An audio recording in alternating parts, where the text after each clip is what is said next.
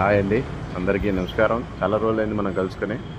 ఈరోజు వరలక్ష్మి వ్రతం అయిపోయిన తర్వాత మా వాళ్ళందరూ బయటికి వెళ్ళి చక్క తిరుగుతున్నారు. నేను మట్టుగా అలాగా ఆస్వాదిస్తూ, ప్రకృతిని ఆస్వాదిస్తూ మా ఇంట్లో ఉన్న గుమ్మం ముందు అలా కూర్చొని సరదాగా అలాగా గాలి పడుతుంటే నాతో పాటు రెండు పిచ్చుకలు కలిసి నించున్నాయి, మాట్లాడుతూ కూర్చున్నాయి.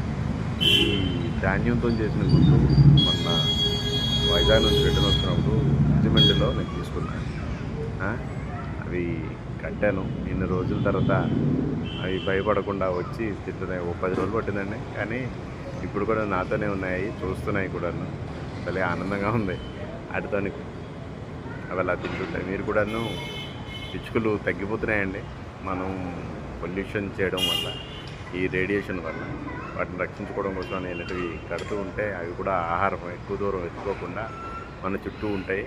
అవి కిచకిచా ఉంటే చాలా ఆనందంగా ఉంటుంది. అందరికీ వరలక్ష్మి వ్రత శుభాకాంక్షలు.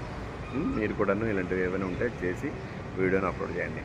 చాలా బాగున్నదండి, మీకుతో పంచుకోవాలనిపించింది. Thank you, bye.